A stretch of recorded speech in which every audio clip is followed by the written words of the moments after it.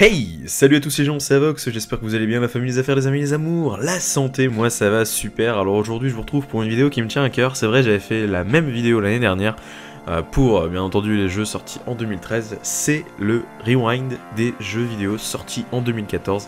Un top 15 bien entendu personnel, qui selon moi sont des jeux qui méritent d'avoir été joués en 2014, les jeux qui ont marqué 2014, un petit peu moins glorieux c'est vrai ce top que l'année dernière, mais c'est normal hein, après tout, l'année d'avant les consoles sortaient, donc on avait droit à des super jeux de lancement, là c'était un petit peu moins fleuri, voilà, comme panel de jeux sortis en 2014, je vous propose tout de suite de commencer.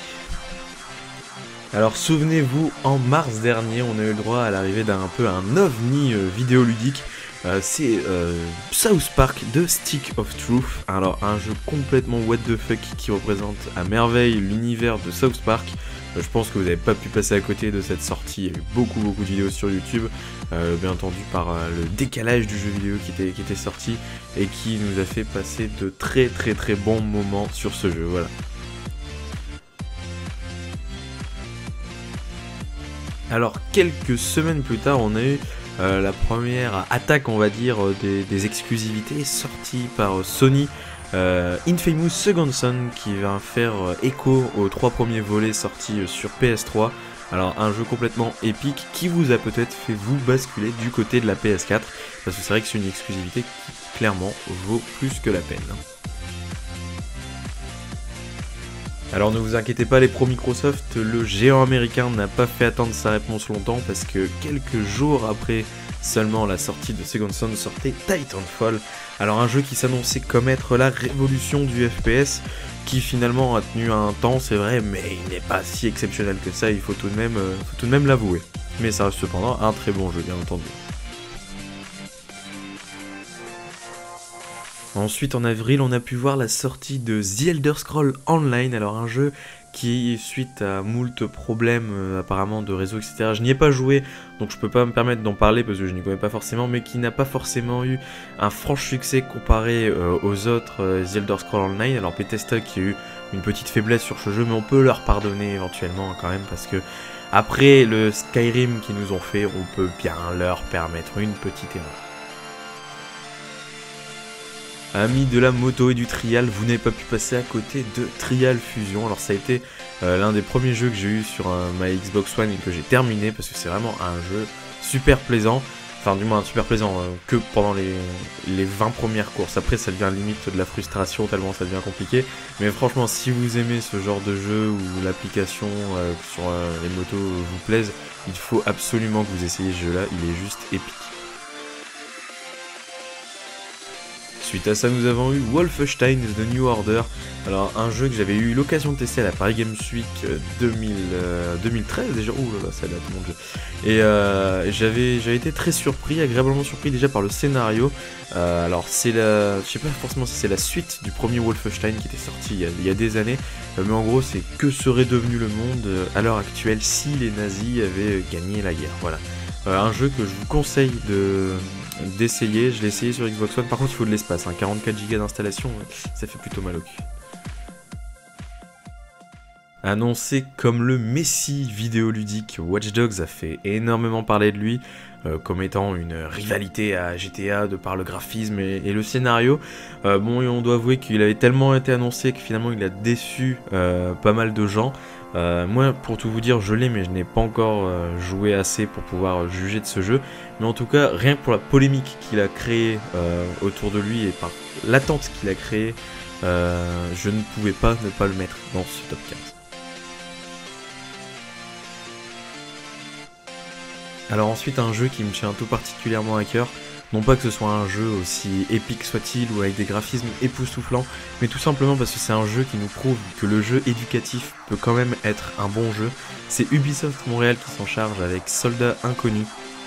Alors en gros, vous retracez l'histoire de plusieurs personnalités de la guerre, alors que c'est une infirmière, un soldat allemand, un soldat français, etc. À travers le chien que vous pouvez voir, et à travers ce chien et les différentes relations d'amitié qu'il a avec les différents personnages de l'histoire, ce jeu vidéo vous fait vraiment passer quelque chose, un message. Vous comprenez l'idiotie de la guerre et c'est vraiment un très bon jeu que je ne peux que vous conseiller. Ne jouez pas à ça pour le gameplay, mais simplement pour le message qu'il fait passer, vraiment. Une note un peu plus joyeuse cette fois-ci, c'est Destiny qui s'annonce comme étant le renouveau du FPS, alors un peu futuriste, un mélange de Call of Duty, de Halo et en même temps une touche un petit peu inédite. Je n'y ai pas joué donc je ne peux pas me permettre de dénoncer mon point de vue là-dessus, mais je sais que beaucoup de personnes ont été très satisfaites de ce jeu et ça a été l'un des jeux les plus plébiscités de cette année. Une chose est sûre, Destiny n'a pas fini de faire parler de lui. Amis du frisson, en octobre vous n'avez pas pu passer à côté du rendez-vous Alien Isolation. Alors un jeu assez flippant pour vous dire, j'ai suivi le gameplay de Squeezie.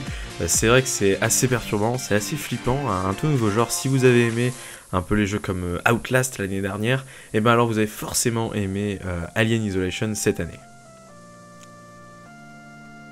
On franchit un cap cette fois-ci dans l'horreur et dans le gore avec The Evil Within. J'ai suivi quelques gameplays sur internet et c'est vraiment un jeu dégueulasse. Non pas dégueulasse dans le sens où il est mauvais, mais dans le sens parce que c'est un jeu qui est super gore. Personnellement, ça me donne pas trop envie d'y jouer. Non pas que je sois celui qui va trembler devant certains jeux vidéo, mais vraiment l'ambiance est plutôt malsaine, je dois vous avouer. Si vous êtes amoureux de ce genre de jeux vidéo, vous êtes obligé d'y jouer, c'est vraiment un jeu dégueulasse. Un peu à la Silent Hill. Enfin, une bonne surprise. Alors si on m'avait dit en début d'année que dans mon top 15 2014 je mettrais Call of Duty, j'aurais certainement rigolé. Mais je dois vous avouer, j'en ai déjà parlé dans une vidéo où je présentais justement un gameplay de Call of Duty Advanced Warfare. J'ai été agréablement surpris par ce Call of Duty. Je pense qu'il mérite quand même sa place dans ce top 15 des jeux de l'année 2014 parce que il était loin d'être aussi mauvais que ses prédécesseurs. Donc c'est pourquoi je le mets dans ce top 15. Après c'est un top 15 qui bien entendu est personnel, je vous laisse seul juge de la qualité de ce jeu.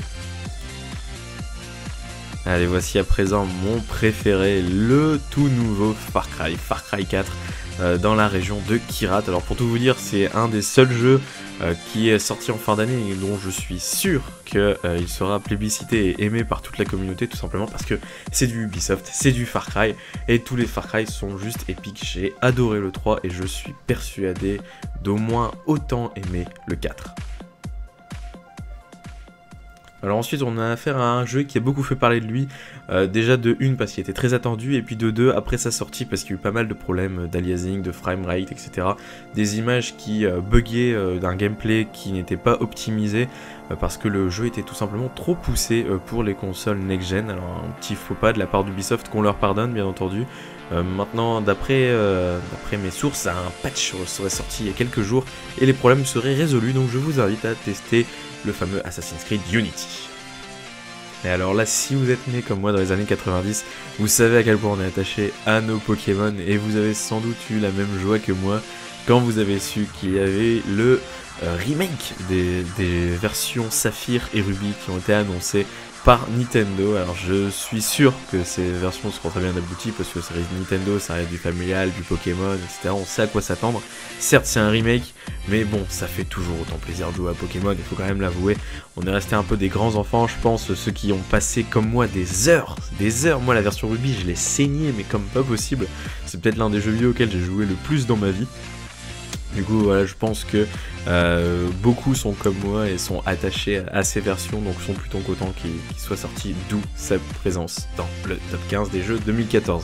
Voilà, ce top 15 est à présent terminé, le rewind, bien sûr j'aurais pu en mettre beaucoup plus des jeux, j'aurais pu mettre Mario Kart 8, etc.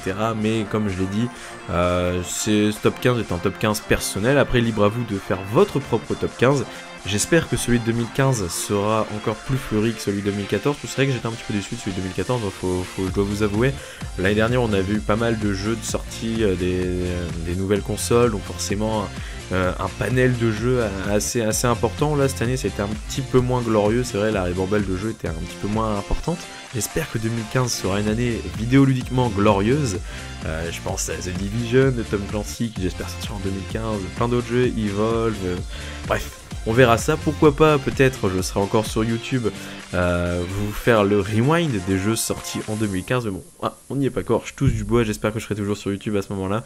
En attendant, je vous dis à très bientôt, je vous souhaite de superbes fêtes de fin d'année, et puis je vous dis à la prochaine. C'était Avox, peace.